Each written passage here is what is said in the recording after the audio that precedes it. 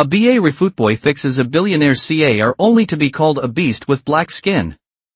7 years later, he returns as Africa's youngest billionaire and buys every last asset the man owns. The rain was pouring down like the sky had been torn open, crashing onto the slums of Lagos. Muddy water rushed through the narrow alleys, mixing with garbage, plastic scraps, and God knows what oil stains, forming murky little rivers. The sky was grey like a soaked, tattered rag, pressing down so hard it felt hard to breathe. In the middle of this muddy chaos, a shiny silver Rolls-Royce Phantom sat stuck like a beast trapped in a swamp. Its sleek body was half buried in half a meter of water, the headlights flickered a few times, then died. The engine coughed weakly before going completely silent. Inside, Richard Holden, a white man in his 50s with graying hair, slammed his hands on the steering wheel. His suit sleeve had a speck of mud on it, which only made him angrier. Damn it! Damn it! This hellhole! This godforsaken weather, he cursed in a thick British accent, fingers swiping frantically on his phone, trying to get a satellite signal, but it kept cutting in and out. He was the chairman of Holden Mining Group, controlling vast cobalt mines in southern Nigeria. To the locals, he was the white boss, the big man who decided thousands of people's livelihoods. He was here to inspect progress at a new mine site and maybe get a taste of Africa's raw charm from the comfort of his air-conditioned car, of course. But now, his raw charm had turned into a muddy, embarrassing mess. Just then, a small figure came running through the rain. Barefoot, pants rolled up to his knees, his skinny but tough legs covered in mud. He looked about 13 or 14, his skin deep ebony, hair cut short, rainwater dripping down his neck. He wore a faded t-shirt with a blurry football logo and a backpack made from an old fertilizer bag. He stopped by the car, not knocking, just crouching in the mud, peering through the window at Richard. In thickly accented Yoruba English, he said, "Sir, I can fix it." Richard blinked, then saw the mud-covered kid in the rear-view mirror. His frown deepened. "Get lost, you little beast. Don't touch my car. You think you can afford to pay if you ruin it." His voice dripped with disgust, like he wasn't talking to a person but some stray dog that had wandered too close. The boy didn't move. His eyes were calm, almost stubborn. "It's a short circuit. Water got into the engine bay. I can fix it." Richard scoffed, rolling the window down just a crack. Rain immediately splashed in. "You a barefoot black monkey, what do you know about cars scram? Or I'll call the cops." The word cops blew through the rain like a joke. No one was coming. This was Makoko, the floating slum. Police only showed up when they wanted bribes. The boy didn't argue. Silently, he pulled a few things from his backpack, a rusty pair of pliers, some copper wires of different colors, and a small circuit boa wrapped in plastic, salvaged from who knows where. He popped the hood open. Thankfully, the car's automatic system wasn't completely dead yet, and rain instantly drenched his head and face. Crouched in the mud, his fingers moved fast over the wet wires like he was playing some silent song. Richard sneered from inside the car, playing pretend. "Wasting my time." But just as he was about to snap again, the engine growled back to life. The AC kicked on, the dashboard lights flickered back up. Richard's eyes widened. He read at the soaked kid outside his window like he couldn't believe it. Slowly, he opened the door, rainwater splashing onto his polished shoes. You actually fixed it." His voice was stunned, but mostly dripping with condescension. The boy stood up from the mud, bare feet on the cold ground, water dripping from his hair, his chin. He didn't look at Richard, just quietly closed the hood. Richard pulled out a 100 naira note from his wallet, not even enough for a decent coffee in Lagos. He tossed it carelessly. The bill fluttered in the wind before landing in the mud. "Here, little beast," he said, lips curling in a smirk. "Good job, black monkey. Now, get lost. Don't let me see you again."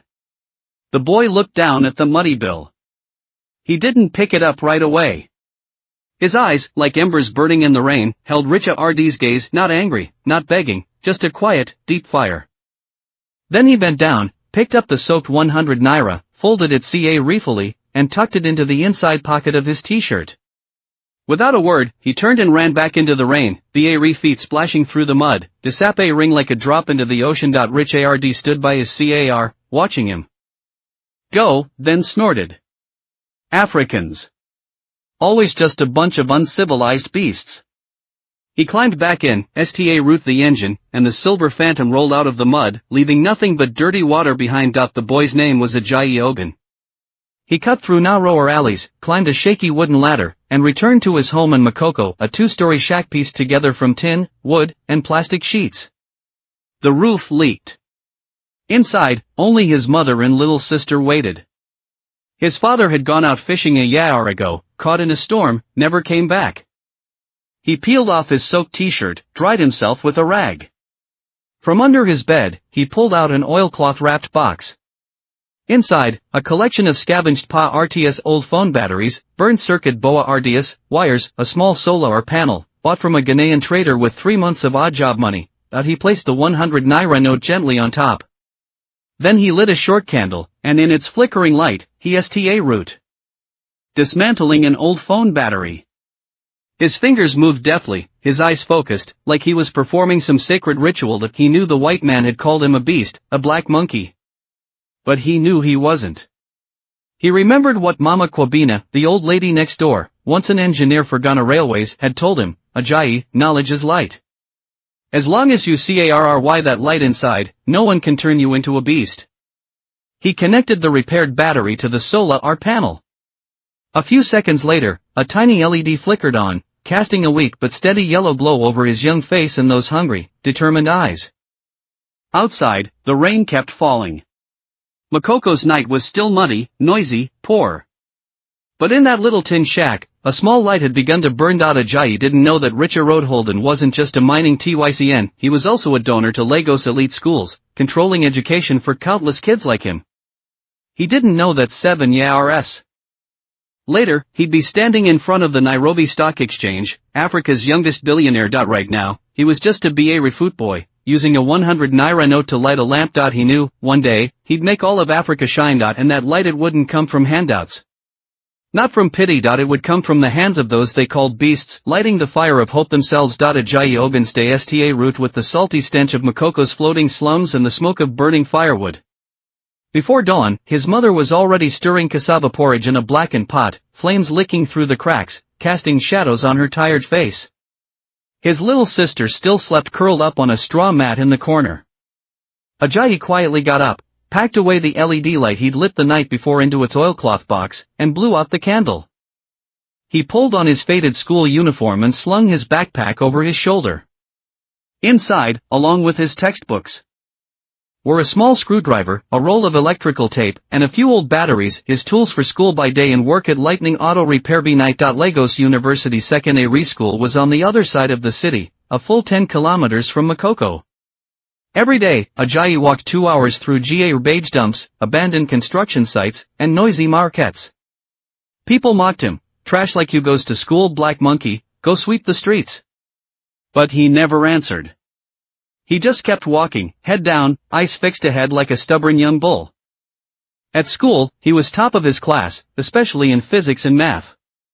But his teachers always said, Ajayi, you're smart, but your blood decides your fate. Leah are in a trade, like fixing cars, that's the right path. He'd nod, but in his heart, he thought, why can't I fix cars and build them at 4 p.m., the school bell rang. Ajayi changed into his work pants and sprinted to Lightning Auto Repair, a roadside shack at the edge of Lagos Old District. The owner, Lightning Ade, was a hot-tempered but brilliant Yoruba mechanic. The shop was just a few wooden planks over dirt, with a couple of broken-down motorcycles and tricycles waiting for repairs. Ajayi, hurry up! This Horse is dead again. Adebierked. Ajayi crouched beside the old Honda Horse motorcycle, belonging to a delivery rider, and checked the spark plug, then the fuel line. Carburetors clogged. Rainwater got into the tank. Damn rainy season. Ade spat. Fix it fast. This guy's got packages to deliver. 20 minutes later, the engine ROA read back to life.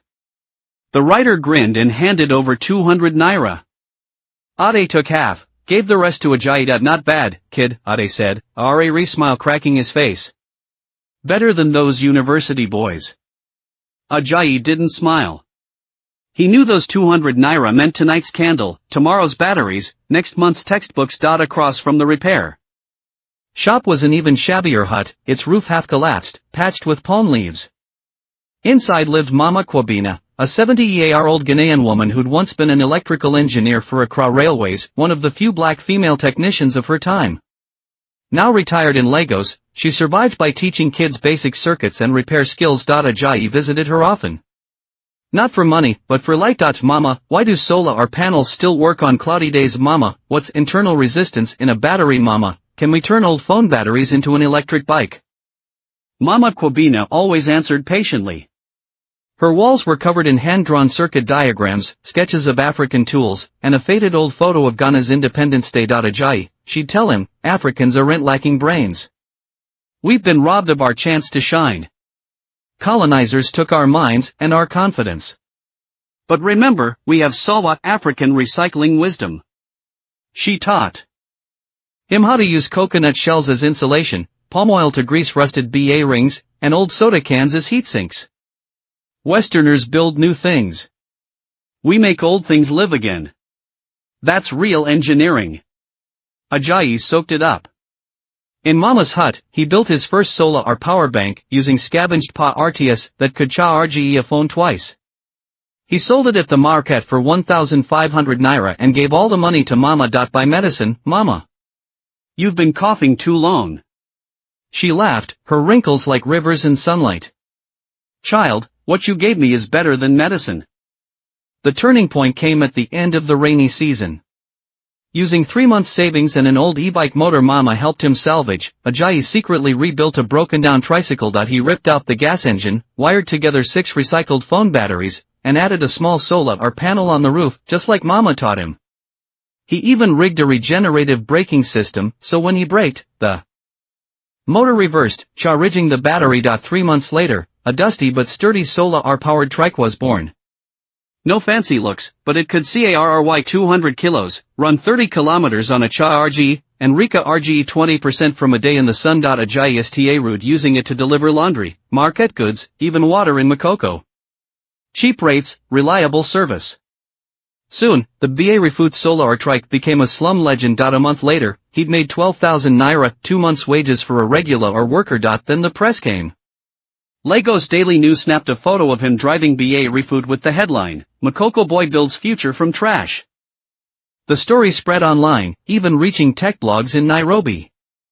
For the first time, Ajayi's name was known, but trouble followed. Rich Ard Holden's mining empire was under fire, accused of poisoning rivers with cobalt waste, causing lead sickness in children. Under pressure, the government launched an investigation. Furious, Richa Road blamed local troublemakers and ordered a city cleanup initiative, really just bulldozing illegal workshops like AIDS repair shop, small factories, and Mama Kwabena's unofficial school. One morning, sirens tore through Makoko. Police and bulldozers rolled in. AIDS shop was crushed to splinters. He knelt in the dirt, clutching his toolbox, screaming, "That was my life's work." Ajayi ran to help, but a cop shoved him back. He watched helplessly as his tools, his projects, even his beloved solar trike were smashed and buried in mud. Then he sprinted to Mama's hut. The bulldozer was already there. Mama Kwabena stood in the doorway, leaning on her cane, white hair flying like a flag of defiance. This is my home. I have rights, she shouted in English and Yoruba. A cop shoved her. She stumbled, hit the crumbling wall, her head cracked against stone. Blood poured. Mama Ajayi caught her as she fell. Her voice was weak, but her grip was fierce. Ajayi. Don't build with hate, build with hope, with light. Remember Sawa. The ambulance came too late. 3 days later, Mama Kwabena died in a rundown clinic, brain hemorrhage. At her funeral, Ajayi stood in the rain, clutching the solar panel she'd given him. Water ran down his face. Rain or TRS, he didn't know. On the news, Richa Road Holden smiled beside the mayor, shaking hands. Holden Group donates $5 million for urban renewal. Ajayi's fists clenched. His nails dug into his palms. He knew not 1 naira of that $5 million would reach Makoko. He knew Mama's death wasn't an accident. He knew some people saw the poor as garbage, to be swept away, but then he remembered Mama's last words, build with hope. With light. He didn't burn Richard RD's office. Didn't smash his cars. Instead, he dug through the wreckage of Mama's hut until he found that old Ghana independence photo. On the back, in faint pencil, Mama had written when the world calls you a beast, become the lion who lights the night. Ajayi knelt in the mud, clutching the photo and the solar panel to his chest. 7 years later, standing on stage at a Nairobi Tech Summit, a reporter asked him, "What's the secret of your success?" He answered with just one sentence, "Because they called me a beast. So I swore I'd wash that word clean with light." But right now, in the Lagos rain, a barefoot boy was rising from the ruins, eyes burning brighter than the storm. The rain stopped over Makoko, but inside Ajayi, the storm raged brighter. The repair shop was gone, his tools smashed, his solar trike reduced to scrap metal. And worst of all, the woman who'd been like a mother to him, who taught him the wisdom of Sawa, was gone forever. He sat in the ruins of Mama's hut, clutching that old photo. The ink on the back had smudged a little from the rain, but the words, "the lion who lights the night," were still clear. He knew if he stayed in Lagos, he'd be crushed. He had to leave. Go somewhere bigger. Liarnha writer skills. He dug out his oilcloth box, refully wrapping the last of his RTS, a few batteries, the solar panel Mama gave him, her screwdriver. Then he pulled out 3,000 naira from under his mattress, money he'd saved for half a year, meant for his sister's school fees. He pushed open the door quietly. His mother was stirring porridge, her back turned. His little sister sat in the corner, gripping a pencil so short it barely fit in her hand. "Mama," Ajayi said softly, "I'm going to Nairobi." Her hand froze. The wooden spoon clattered into the pot. "Nairobi, that far for what?" "To Liarn. But your sister, I'll send money. You alone, I'm not a child anymore." His mother didn't argue. She knew Makoko couldn't hold a son with dreams. Silently, she scped him a bowl of porridge. A tear fell into it. Before dawn, Ajayi walked out of Makoko barefoot, his tattered backpack slung over his shoulder. He hitched a ride on a rickety truck heading for the border, bouncing through Niger, swapping between Okada-san go trucks, until 7 days later, he reached Nairobi, Kenya's capital, Africa's Silicon Valley. Skyscrapers stood beside slums. Fiber optic cables ran alongside dirt roads. His first night, he slept on the floor of an internet cafe, spending his last 500 naira on tea and 2 pieces of bread, saving the rest for the overnight fee. The next day, he hit the streets, fixing phones, replacing screens, flashing systems.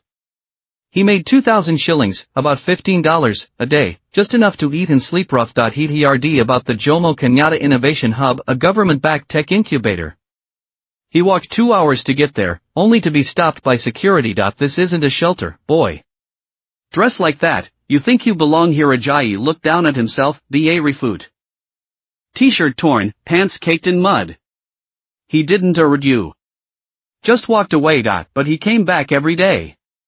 Sat on the steps outside, watching the young people coming and going dressed in button-downs, ring laptops, talking about AI, blockchain, venture capital. He listened. He remembered. At night, he taught himself to code on rented computers in internet cafes, using free Wi-Fi. Root with HTML, then Python, then machine learning. He slept in cafes, washed at public taps, lived on cheap beans in Ugali. A month later, he scraped together enough for a used Android phone and Root, taking remote repair jobs. 2 months after that, he fixed a crashed server for an Indian businessman, who paid him $500. With that money, he rented a shack in Kibra, Nairobi's biggest slum, and bought a second-hand laptop. That's where he met Nana Akeng. Nana was Turkana, from Kenya's drought-stricken north. Her father was a herder, her mother had Ved to death in a dry spell. A tribal elder paid for her high school, and she taught herself coding, becoming one of the few black women programmers in Nairobi's tech scene. She was working on Savannah AI, an algorithm using satellite data to predict droughts, locust swarms, and herder migration routes, helping nomads move their cattle before disaster hit. But my algorithm needs power, she told Ajayi. Servers are too expensive. Poor people can't afford it. Ajayi's eyes lit up. What if I built a CAR that generates power while moving? And doubles as a mobile server? Nana laughed. You're crazy. How many batteries would that take? Not new ones, Ajayi said. Recycled. Phones, laptops, e-waste. Africa's full of digital gravy ARDS. Nana was stunned. They teamed up. In an abandoned Kibarawari house, the STA root building. Ajayi handled the RDWA designing modula our battery packs, solar our roofs, energy recovery systems. Nana coded, compressing. Savata Ainto a lightweight program that could run offline, even on phones. Using Pa RTS from Ganazeg Bogblishu waste dump, they built their first prototype, a small, four-wheel electric vehicle with a foldable solar roof, a body made of recycled aluminum, and seats woven from reclaimed plastic. Ajayi named it Mwata Swahili for seed. It's a seed, he said. Grown from trash. One day, it'll be a forest. 3 months later, Mwacha was born. Not fancy, but tough. 150 kilometers range, 6-hour charge, solar plus cha ridging stations, could carry 4 people or 300 kilograms of cargo. Best of all, it had a community node. When power ked, it could provide Wi-Fi, cha ridging, and AI disaster alerts for villages. They entered Mwatu in the Nairobi African Youth Innovation Awa RDS on exhibition day. The hall was packed, global media, investors, government officials. BMW and Toyota's shiny electric cars gleamed under spotlights. Mwata sat in a corner, dull and dusty. Like a village kid at a rich man's pa Rudy. On the judges' panel sat Richard Roadholden. He was in Africa scouting tech partners for new mines.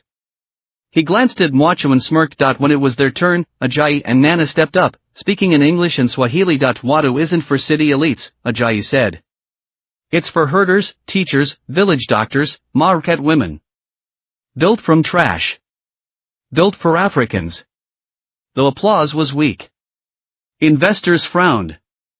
Recycled materials, safety, mass production costs. Then Richard Road stood, smooth in his suit. Young man, it's a cute toy. But what Africa needs is mining, infrastructure, heavy industry.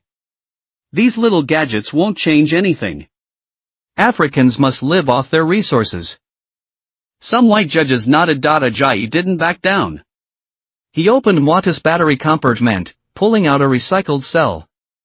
Engraved on it was, from Lagos e-waste, reborn for Kenya. Mr. Holden, Ajayi said, STA ring right at him, you say? Africans live off resources. But your mining trucks crush children's paths to school. Your waste poisons our rivers. Is that development or theft? The room went silent. Nana stepped in.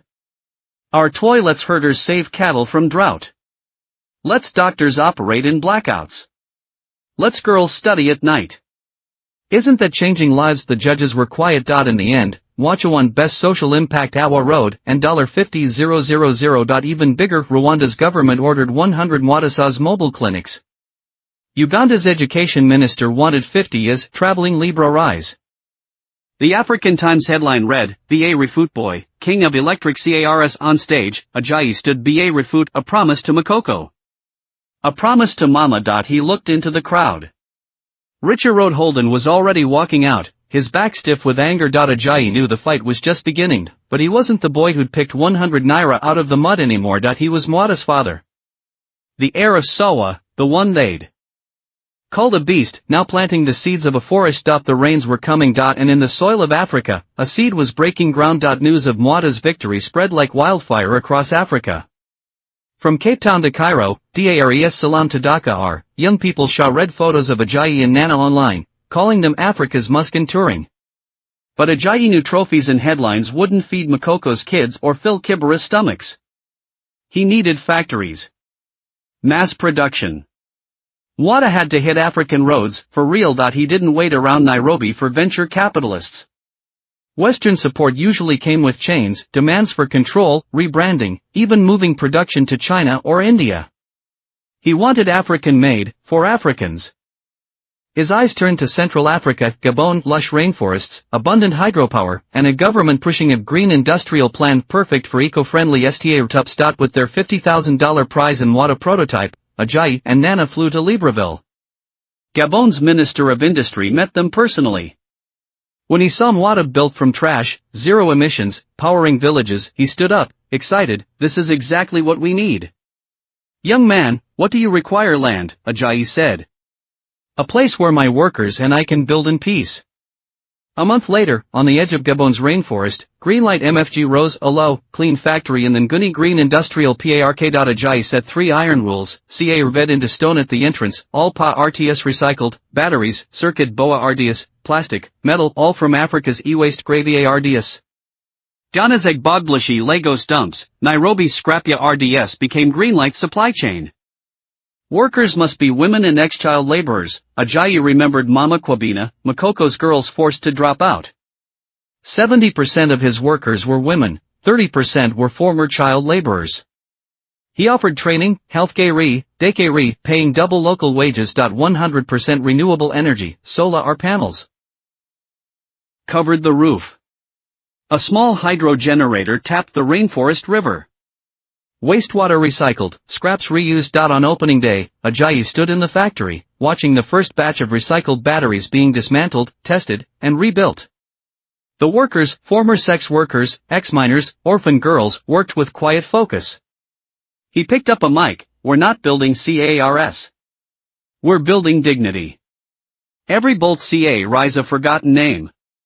Every watt of power comes from Disc A Ride Hope. Mwachu hit production. Priced at $3,500, half the cost of imported EVs, it took off across East and Central Africa. Rwanda used it as village medic vans. Solar are roofs-powered clinics, community nodes connected remote doctors. Tanzania's teachers turned them into mobile classrooms. Kids gathered around tablets in the shade of Park Ednwatis. Ugandan traders hauled goods by day, charged phones for neighbors at night, earning extra cash. Crucially, Ajayi bypassed. Richer Road Holden's cobalt monopoly. He partnered with fair cobalt co-ops in eastern Congo, where miners, once exploited by warlords and foreign firms, now sold ethically sourced cobalt at fair prices. We don't want handouts, a co-op leader told Ajayi. We want fair trade. Ajayi signed a 5-year deal, using their cobalt from Mwacha batteries, each engraved, light from Congo. The move shook global mining. Richa RD's stocks dipped. His blood cobalt scandals resurfaced. Activists launched boycotts. But Richa Road didn't take it lying down. He lobbied governments in Nigeria, Ghana, Kenya, claiming Mwata's recycled batteries were uncertified, posed explosion risks, demanding bans. Overnight, Mwata's were seized at borders. Customs indefinitely delayed clearances for safety checks. Black PR flooded social media. BA refute boys junk CAR safe. Do Africans even understand battery tech? Orders plummeted. The factory NEA red shutdown. At his lowest. Ajayi sat on Greenlight's roof, STA ring into the rainforest. Nana joined him, handing him coffee. SCA red she asked. Yes, he admitted. Of workers losing jobs. Kids missing school. Mamas like going out. Nana squeezed his hand, but we did nothing wrong. Recycling is green. Fair trade is just. Hiring women is progress. What's Tafia? Ajayi looked down, the factory glowed. Women were working overtime, finishing Rwanda's medical vans. He stood. We go to court. Ajayi Ogun vs Nigeria. Federal Customs opened at the Abidjan International Commercial Court. Pan-African lawsuit. Richer Road hired top lawyers, suits, ties, stacks of doctored evidence, edited clips of Mwata batteries exploding. Expert testimony calling recycled cells unstable. Ajayi had no lawyer. He wore a simple African cotton shirt, stood BA refute in the plaintiff's box, respect for the court, defiance of his roots. When his turn came, he didn't read notes. He walked to the center, dismantled a Mwacha battery live, showing serial codes, safety valves, heat shields. He presented Gabon's eco-certifications, Germany's TV safety reports. Lastly, he held up a cell engraved, from Agbogblashi, Ghana. Reborn for light. You call my batteries unsafe? His voice was calm, Shah RP, yet Richa RD's mining trucks crushed children's paths daily, no consequences. You say I stole tech? My teacher was Mama Kwabena, killed when your bulldozer smashed her workshop. He scanned the room. We build from trash because Africa has too much trash. We use fair trade cobalt because Africans won't be exploited. We hire women because they were once tools. We made Mwata not to show off, but so a herder saves his cows, a girl reads at night. A pause. Then, to the judge, you can ban one car. But you can't ban hope. Tech belongs to all. Innovation shouldn't be judged by skin or birth. Silence. 3 days later, the verdict, Mwata met global safety standard RDS. Nigeria's seizure was illegal. Release all vehicles. Pay damages. Headlines. Red, African youth beats corporate giant in court. The UN invited Ajayi to speak at the Global Circular Economy Summit. On stage, behind a screen showing Mwata rolling across Africa, he said, "I'm not here to celebrate victory. I'm here to repay a debt, the dignity stolen from this continent, the wisdom wasted, the hope crushed." The crowd read. Meanwhile, in a London mansion, Richard Holden turned off his TV, faced at RK. He knew a storm was rising from Africa's rainforests. And he was no longer the man who could call people beasts. The light was waking up. The courtroom in Abidjan was packed. Sunlight streamed through stained glass, painting the floor in patches of color. Every seat was taken. Global media cameras focused on the center, where Ajayi Ogun, the barefoot boy from Lagos slums, stood facing off against Nigeria customs and the shadowy forces behind Richard Holden. 3 months ago, Mwata had been banned in multiple countries over safety concerns. Greenlight. MFG's production lines ground to a halt. Workers' eyes dimmed. Orders vanished. Villages waiting for medical vans and mobile classrooms were left in the DRK again. But Ajayi didn't back down. He refused Western venture capitalists offering rescue deals if he abandoned African manufacturing, moved factories, fired workers. He chose the rightist path, fighting in court, for dignity. On the first day, Richard Holden didn't show. But his legal team was ruthless. Lead lawyer Mark Winston, sharply-suited and razor-tongued from London, laid out their case. Your Honor, Mwata batteries come from Agbogblashie, a UN-designated toxic wasteland. Lead, mercury, cadmium levels are catastrophic. The defendant repackages this hazardous waste and sells it, showing reckless disregard for human life. He played a video, a scrapped electric car bursting into flames during disassembly. This is the risk of recycled batteries. If Mwata explodes in a village, the consequences would be devastating. The judge frowned. Plaintiff, your response. Ajayi stood. No suit, just a deep blue African cotton robe, feet on the wooden floor. His voice was quiet but right. Your Honor, I admit Agbogblashie is a gravy road. That's exactly why we surveyed. He opened a wooden case, pulling out a Mwata battery module. This cell came from a disk ride Samsung phone. Tested, dish ridged, dismantled in Ghana, shipped to Gabon. There, it passed 37 safety checks: voltage stability, internal resistance, thermal runaway simulation, waterproof seals. Every step meets IEC International Standard RDS. He pointed to a tiny QR code on the battery. Scan this. You'll see its full journey, where it was salvaged, transported, tested, with timestamps and inspector names. We hide nothing.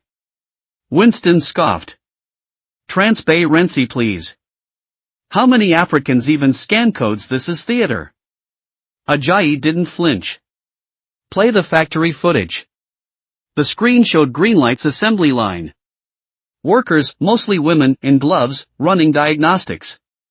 A young woman flagged a faulty cell, immediately quarantining it. Ajayi's voice: safety isn't a slogan. It's every small choice. Winston shifted tactics. Even so, you bypass legal cobalt channels, dealing with Congolese co-ops, possibly funding militias. Ajayi was ready. He called Mr. Mukanda, leader of the Fair Cobalt Imperative, dressed in traditional Lipe RD print robes. He held a certificate from Fair Trade Africa. We're not rebels, Mukanda said firmly. We're miners. Fathers. Teachers.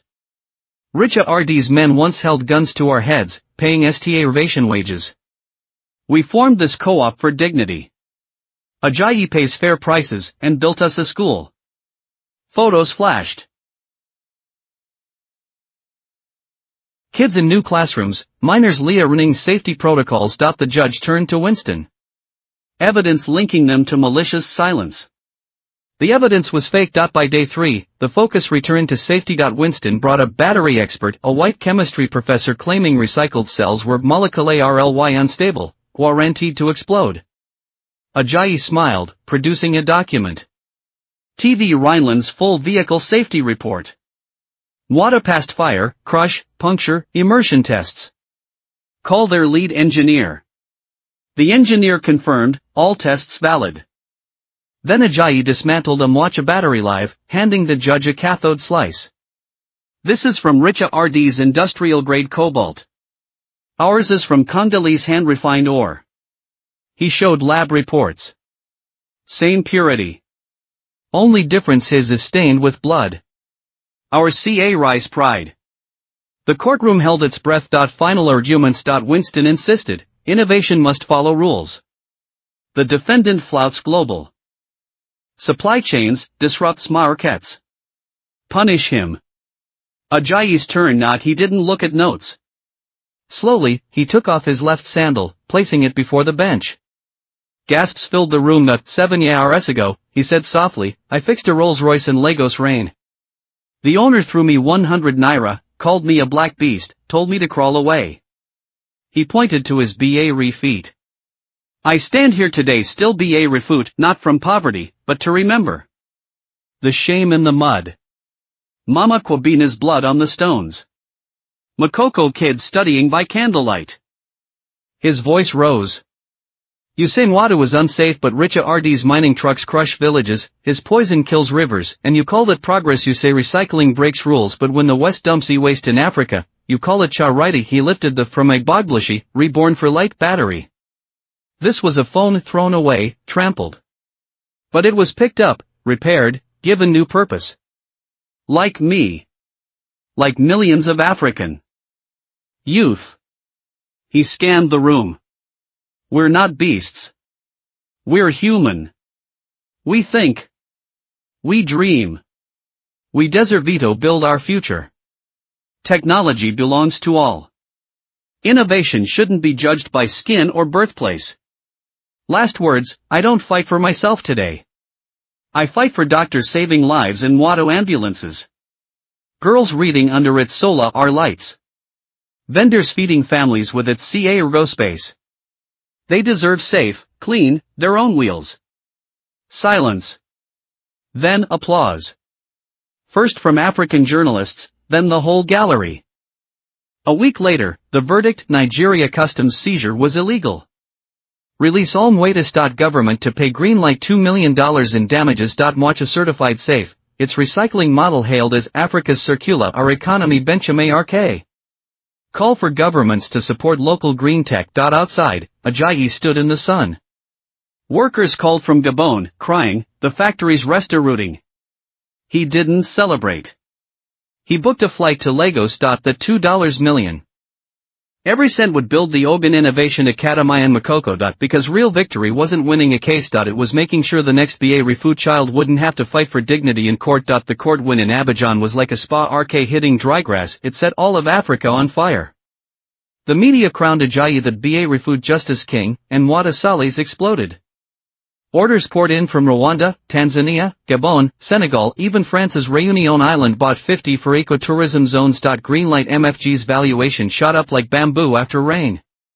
Within 3 years, it hit $10 billion. At just 27, Ajayi Ogun became Africa's youngest billionaire. But he didn't buy mansions or yachts. He built the Ogun Innovation Academy right next to the Gabon factory, a free school for slum kids, teaching them to dismantle e-waste, assemble batteries, write code. On the classroom wall hung Mama Kwabina's photo, with her words beneath, knowledge is light. Passing it on is hope. Meanwhile, Richa Road Holden's empire was crumbling. His mining conglomerate tanked, environmental fines, crashing cobalt prices, worker strikes, blood cobalt scandals. Banks cut him off. Investors fled. He tried pivoting to green energy, but with outdated tech and zero credibility, no one would partner with him. The final blow: Ajayi's Fair Cobalt Alliance, a network of artisanal miners in Congo, Zambia, Namibia, now bypassed foreign giants, selling directly to African firms like Greenlight and South Africa's EVSTA. Richard RD's monopoly was dust. Standing at his London office window, watching the Thames under grey rain, his phone rang. Cape Town Yacht Club, Mr. Holden, your membership lapses next month due to unpaid fees. He smirked bitterly. 30 years ago, he'd sipped champagne here, laughing at a barefoot boy. Now that boy stood atop Africa. But Ajayi wasn't waiting for his surrender. He launched Operation Reckoner, a quiet plan to buy up Richard RD's assets. Not for revenge. For redemption. Step 1, the Lagos mansion Richard RD's colonial-style villa on Victoria Island, a white elite symbol, was seized for back taxes. Ajayi bid anonymously, winning it for $120 million. When the news broke, the world gasped. Western media screamed, "Vengeful billionaire buys enemy's home." Ajayi's response: this isn't revenge. It's return. He announced the mansion would become the West Africa Marine Ecology Institute, studying plastic pollution and mangrove restoration, hiring Makoko fishermen's kids first. Step 2, the Namibian diamond mine Richard RD's Red Rock Mining, bankrupt from labor lawsuits and smuggling Cha Ridges, was auctioned. Ajayi partnered with Namibian locals to buy it under a community co-op model. The new STA-like collective would split profits, 40% to miners, 30% to local schools, 30% to green mining tech. At the signing, Ajayi said, "Diamonds are the EARTH's TRS. We'll stop making them bleed, and make them shine." Step 3, the Cape Town Yacht Club, this whites-only social hub, where Richard Road had wined and dined, was repossessed for unpaid dues. Ajayi bought it for $80 million. His plan: turn it into the African Youth Sailing Academy, training poor kids from Somalia, Mozambique, Madagascar in navigation, marine biology, renewable energy. This place was segregation symbol, he said. Now it'll be Connections STA routing point. Step 4, the London HQ. Richard RD's Holden Tower in the financial district, once the command center for African resource plunder, was bank seized. Ajayi didn't keep it. He donated it to the African Diaspora Foundation, backing black entrepreneurs in Europe. On the top floor, he opened the Hall of Reflection, a public exhibit on colonialism, e-waste trade, and blood cobalt. He wrote Richard wrote a letter, "This building sold exploitation. Now it'll sell awakening."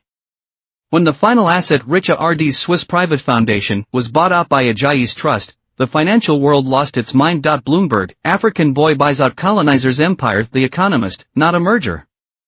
A silent revolution. Twitter's top trend, hashtag from beast to billionaire. Reporters cornered Ajayi at the Gabon factory. Is this revenge? He was teaching a blind teen to wire solar panels. Pausing, he said, revenge is filling yourself with hate. What I'm doing is repaying debts. To Mama Kwabena, the respect she deserved. To Makoko's kids, the education they were owed. To Africa, the century stolen from it. I bought those assets not to own, but to transform, turning symbols of exploitation into schools of hope. Gazing into the rainforest, he added, 7 years ago, he called me a beast. Today, I'd tell him, the real beasts are greed, arrogance, the hunger to take. I'm just a man who builds light. As for Richard Holden, he'd lost everything. Penniless, he slept on a bench under Waterloo Bridge, rain soaking his threadbare coat. With 1% phone battery left, he clicked a news clip. Ajayi speaking in Nairobi. People ask what I'd do if I succeed. I go back to that rainy night and tell that white man, "Sir, I'm no beast. I'm the future." Richard RD shut his phone. Rain and TRS mixed on his face. Finally, he understood, he hadn't just lost money. He'd lost the times. Shaking, he wrote Ajayi a letter. Ajayi, I called you beast. Today, I beg you. Let me write a book. To show the world how a colonizer's arrogance destroyed himself and others. Richard Holden. Ajayi read it. Silent a long time. His reply, write it. I'll pay. But the title must be A Black-Skinned Beast. All profits go to African schools. Because only by facing directness does light mean anything. The rain stopped. Across Africa, new schools rose from the EARTH. And on the ruins of the old empire, light, inch by inch, spread. The day Ajayi Ogun came back to Lagos, the rain stopped over Makoko, not the usual downpour, just a soft, spring drizzle, tapping gently on the tin roofs like tiny fingers playing a tune. Word spread like wildfire through the slums alleys, across the floating shanties, from the market to the schools, Ajayi's back. Our Mwata king is home. People came from everywhere. Not to gawk at a billionaire, but to see the boy who'd once fixed cars barefoot in the mud. Kids splashed barefoot through puddles, women paused their laundry, old men leaned on canes in doorways. They wanted to see for themselves what had become of the child they'd once called Beast. Ajayi didn't arrive in a luxury car. He came straight from the airport to Makoko, changed into a plain cotton t-shirt, and walked barefoot through the familia Armuk. Behind him rolled a Mwata, not the latest model, but the first prototype, dusty and scratched, like an old soldier. He didn't go to Richa Road Holden's white mansion by the sea. His destination, the spot where Lightning Auto Repair had once stood, now just weeds and rubble. Ajayi stopped, pulled a rolled-up blueprint from the Mwata's trunk, and unfurled it. Right here, he said, his voice quiet but cutting through the noise, I'm building a school. For Makoko. The crowd went still. Eyes welled up. A shul in this forgotten place too good to be true. It won't be called Ogun Academy, Ajayi continued. It's Mama Kwabena Innovation School. First Yaar, 50 free spots. Girls first. Poor families first. Dropouts first. 3 subjects, recycling engineering, turning trash into tools, renewable energy, solar, wind, and African wisdom, traditional building, medicine, crafts. We won't just teach skills, he said. We'll teach pride. Construction began. No outside laborers, only Makoko residents. Hired. Architects designed a low, bright building, solar paneled roof, walls of recycled plastic bricks, open-air classrooms, and a creation SQUARE where kids could take APART old gadgets, build small CARS. But the centerpiece, the front plaza. Ajayi had Richa RD's silver Rolls-Royce Phantom, the one that had once stalled in the rain, shipped from London. As everyone watched, the symbol of colonial wealth was fed into a furnace. Molten steel poured into a mold. 3 days later, a statue rose. Not tall, but powerful, a barefoot boy, RMS raised, holding up a giant sun. His skin deep ebony, muscles defined, face not angry, just alight. The sun, cast from recycled copper and glass, reflected daylight by day, glowed with LEDs at night, bathing the plaza in light. On the base, an inscription, light belongs to every hand that reaches for it. Ajayi Ogun. That night, the school held its lighting ceremony. Makoko's people gathered as kids. Sang and danced under real electric light for the first time. An old woman touched the statue's base, TRS streaming, my grandson STARTS tomorrow. The next morning, during the school's grand opening, word came that white man Richa Road Holden is here. Outside. 2 SCA read to come in. Ajayi was in the creation workshop, teaching kids to solder circuits. He set down the iron. Let him in. Richa RD Holden shuffled inside. Gaunt, in a faded shirt, scuffed shoes, eyes derooting. No longer the untouchable mining TYCN, just an old man time had left behind. He stood in the doorway, watching black children tinker with batteries, wires, circuit boa RDS diagrams of Sawa wisdom and Sola power covered the walls. This is your school, his voice cracked. Mama's school, Ajayi corrected. Richa RD was silent. Then, that CAR you melted it, yes. Why? Because it crushed Mama's workshop. I didn't know you called her Beast. Called me Black Monkey. Know what, that rainy night, she didn't have to come fix your CAR. But she did. Because she wanted to help. Richa RD's head dropped. His hands shook. Ajayi handed him a cup, Nigerian cola nut tea, sweet with honey, spiced with ginger. Drink. WARM yourself. Richa RD took it, trembling. So ha RD he NEARLY spilled. Do you hate me? He whispered. Ajayi shook his head. Hate is a heavy load. I can't CARRY it. I just want the next kid to walk an easier road. He nodded to a blind girl in the workshop, her fingers tracing raised bumps on a circuit boa RD, Leah running touch coding. You called me Beast. Today I'd tell you, the real beasts are greed, arrogance, believing some people a reborn lesser. Richa RD finally broke. TRS fell. I want to write that book. Write it, Ajayi said. But don't lie. Write how you stole in the name of civilization. How you crushed the weak calling it progress. How you insulted a boy who just wanted to help. All profits go to this school. Let more beasts leah RN to light lamps.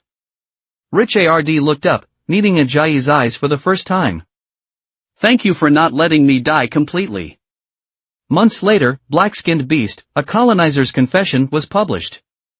No excuses. Just raw truth. It sent shockwaves through Western academia, became required reading on colonialism. Meanwhile, Mama Kwabena Innovation School had 300 students. Its first graduates built blind navigation canes from e-waste, winning the African Youth Inventors Prize. Ajayi stood under the statue, watching the children run. Some had been child laborers. Some thieves. Some NEARLY crushed by fate. Now, their eyes held light. He knew real victory wasn't buying his enemies mansions or mines. It was letting a boy once called Beast light a million lamps, and this light would never go out. Cape Town, South Africa. Beneath the shadow of Table Mountain, a sleek glass conference center glittered along the coastline.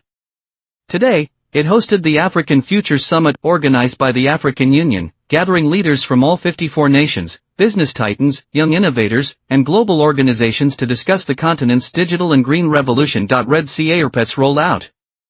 Ahmedgwa RDS stood watch. Presidents arrived in black limousines, cameras flashing as they stepped onto the scene. Then a dusty electric vehicle rolled in quietly. No police escort. No entourage. It parked at the edge of the VIP zone, its only branding a simple Swahili phrase, Mwatu for the people. The door opened. Out stepped Ajayi Ogun. Still barefoot. Wearing a deep brown robe woven from recycled plastic fibers, tied at the waist with a West African Kent sash. He didn't shield himself from the wind, letting it touzle his short curls. Reporters froze, then erupted. It's Ajayi. The Mwatu King. He drove himself. Cameras SWA Ahmed. Amidst the sea of suits and ties, he stood out like a gust of savannah wind, simple, impossible to ignore. South Africa's president herself came to greet him. Ajayi, you never fail to surprise.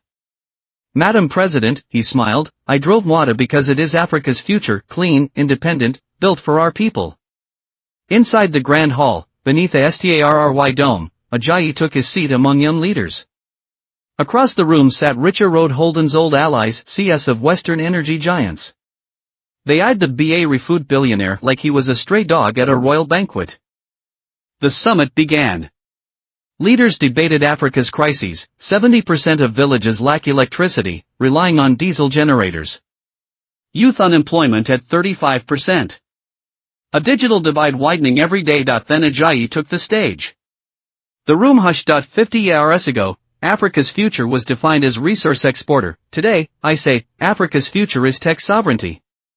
He activated a hologram, unveiling Greenlight Group's 3PART plan at Pan-African Battery Consortium PA renewing with cobalt, lithium, and manganese mining communities in DR Congo, Zambia, Namibia, Gabon to build local refining and battery plants. We won't just dig and sell. We'll make batteries. AfriPay, a blockchain-based, Africa-owned digital payment system cutting cross-border fees. So a Marquette woman in Lagos can sell to a farmer in Nairobi without banks taking half. Barefoot Academy's $1 billion over 10 years to train 1 million youth in renewables, AI, circular or economy tech, for free. Not just workers. Creators. Silence. Then thunderous applause. Ethiopia's PM stood, this is the blueprint we've waited for. Rwanda's president nodded, we'll pilot AfriPay first. Even the skeptical Western CS muttered, ambitious but it could work. Only the mining reps looked sick. During a break, Ajayi walked the Gardens. Salt air, table. Mountain looming in the sunset. Then a familiar voice. Ajayi. He turned. Nana Akeng stood there, in a vibrant Kenyan kitenge dress, eyes bright as ever. Nana, he grinned. When did you just flew in from Geneva, she said. New job, Africa AI chief scientist. They laughed. 7 years ago, They'd coded Savannah AI in a Kibera shack. Now leading Africa's tech revolution. Remember Mwata's first community node Nana asked. Ba Rely powered 3 phones. Now, she tapped her tablet, it handles 1,000 plus lightweight AI. She showed him SMART Oasis Network, an AI system spanning sub-Saharan Africa, crunching weather, soil, water, crop data to guide farmers on when to plant, irrigate, sell. Cuts water waste by 30%, she said. Turns dust into harvests. Ajayi's eyes lit up. We could turn Mwatu into mobile hubs, bring AI to every village. Already coded the interface, Nana smirked. Just needed your yes. They stood. Watching the horizon. We made it, Nana whispered. From a Kibera shack to this. Not done yet, Ajayi said. This is just sunrise. She suddenly asked, remember that rainy night in Nairobi, our first Mwata demo? Ajayi chuckled. How could I forget? Richa Road called it a toy. Nana looked up, eyes gleaming. Now Africa's rains only grow hope. At the closing ceremony, Ajayi and Nana unveiled SMART Oasis Network. Nations signed up on the spot. South Africa's President Awa Rai Ajayi the African Renaissance Medal, calling him the continent's lighthouse. Accepting it, he spoke just one line: true tech sovereignty isn't patents. It's a herder's daughter checking rain forecasts on her phone. A fisherman using AI to find fish. A girl reading under Mwata's light when the grid fails. Young Africans in the crowd wept. In a shadowed corner, Richa Road Holden quietly closed his manuscript, Black-Skinned Beast, and slipped out. He knew. The boy he'd once called Beast now stood atop Africa's future. And that future no longer defined by white men's minds and limousines. But by light. By code. By millions of Ba feet, ma-urching 4-way road. Time flowed like the Nile, quiet, steady, unstoppable. Africa wasn't the same place Ajayi had left behind. Where muddy footpaths once wound through villages, Wadake ravens now hummed like green rivers. Where darkness once swallowed homes, sola our lamps glowed, kids studying under their light. Where drought once cracked the EARTH, SMART Oasis AI guided farmers to harvests so rich, maize and sorghum fields stretched to the horizon. Ajayi Ogun hadn't slowed down. He turned down Wall Street IPOs, keeping Greenlight MFGA social enterprise 70% profits to communities, 30% reinvested. To him, wealth wasn't numbers. It was how many lives it lit up. He launched the barefoot university movement, no more blee halls, just 100 mobile tech academies. Under tents and baobab trees across Mali, Senegal, Mozambique, Malawi.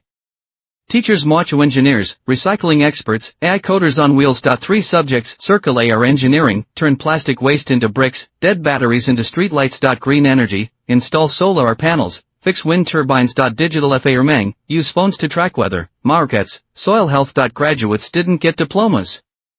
They got a Mwachu and $5,000 seed money. You're not students, Ajayi told Mali's first class.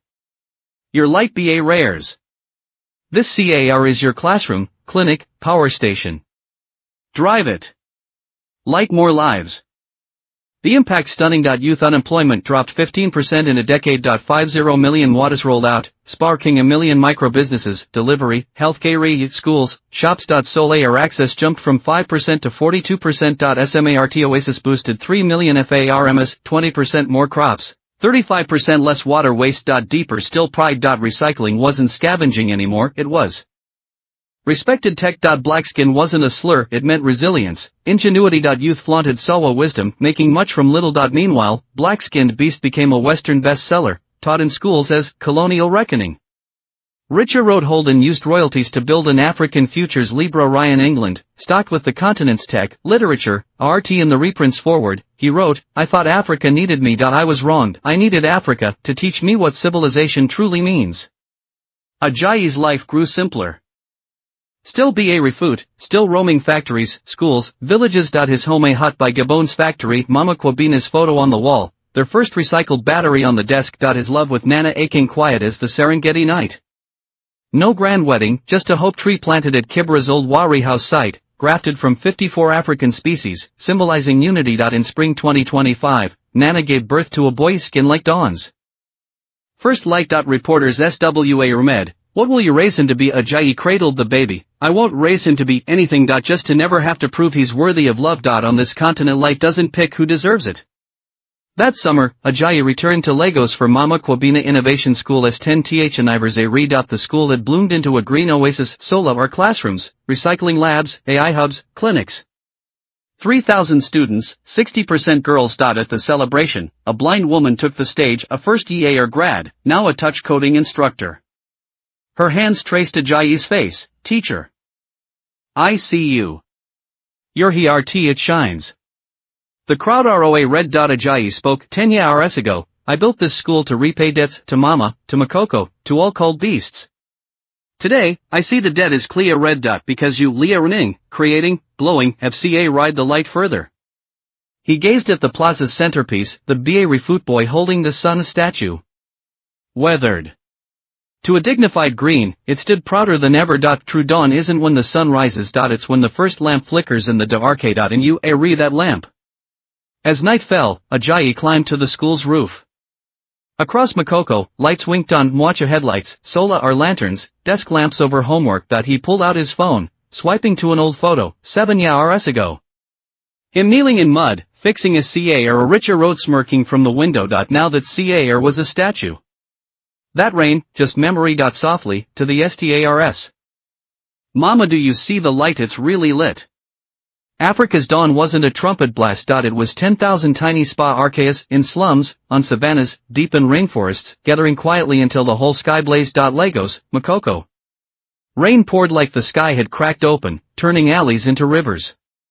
An old Mwachu electric van sat stuck in the mud, its headlights flickering weakly like a tired eye blinking. Inside, a white journalist slapped the steering wheel in frustration. He'd come to film a documentary on Africa's Green Revolution, only to break down on day one. Then a small figure emerged from the downpour.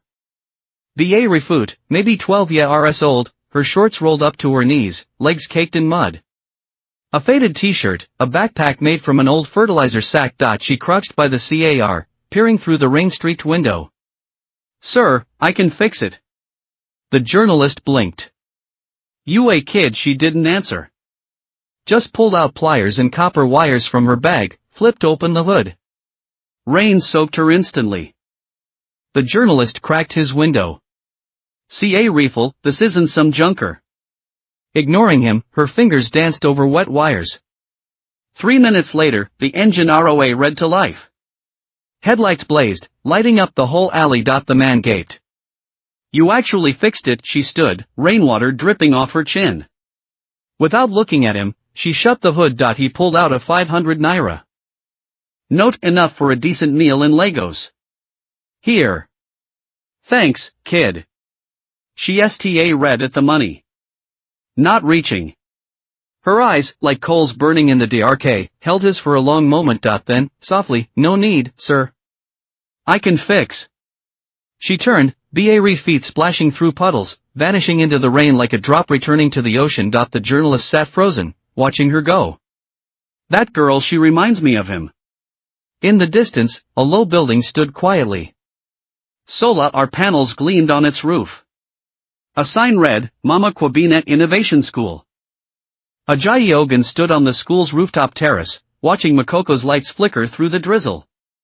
He'd just returned from Cape Town, where at the African Youth Summit, he'd handed greenlight MFG's controlling Shah Residential to the African Youth Tech Trust, now run by young leaders from all 54 nations. He wasn't C anymore. Just lead mentor. Papa. He turned. Little Sawa, his 6-year-old, skin like dawn, eyes like the night sky, ran up, waving a drawing. Look what I made. The sketch showed a Mwacha racing across grasslands, the sun balanced on its roof, chased by countless barefoot kids holding lanterns. What's this? Ajayi smiled. The light ca raven. Sawa beamed. Taking everyone where it's bright. Ajayi lifted him, gazing at the horizon. 7 years ago, a man ca broke in the rain. A barefoot boy fixed it, but that man called the boy a beast. Sawa's eyes widened. Why? Because he couldn't see the light. Then what? Then the boy built more cars until all Africa glowed. So, Sawa pointed at his drawing, we keep making light, right? Ajayi held him tighter. Yes. Light never goes out. Night deepened. Ajayi sat in the school's legacy hall built where Mama's shack once stood.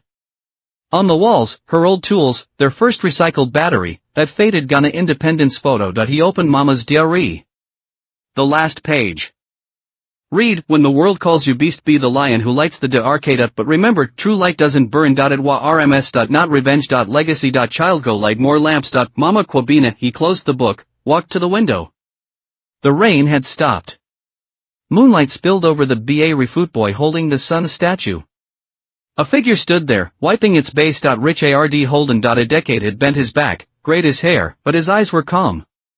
He came RLY to volunteer, teaching kids basic mechanics. No fanfare. No scorn. Just. There. Ajayi stepped outside. Moon's beautiful tonight, Richa RD said, not turning. It is.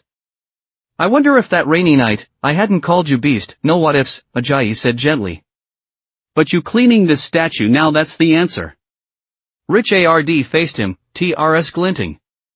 Thank you for not erasing me completely. Light, Ajayi looked up at the sculpture, doesn't push away those who reach for it. Approached. Ajayi stood at the school gates, watching the first barefoot University convoy depart him back with tools, textbooks, hope, bound for villages in Mali, Niger, Central Africa. A girl waved from the lead car, Teacher Ajayi. We'll light 100 lamps. He smiled. No. Light 10,000. As the Ca Raven Disape read into the rising sun, he whispered to Mama, to Makoko, to this bruised but unbroken land, I never wanted to defeat anyone. Just to let the next barefoot child never be called beast. To let every hand stretched Tawa RD light be held. To let Africa's night never know de arche again. Because light doesn't die.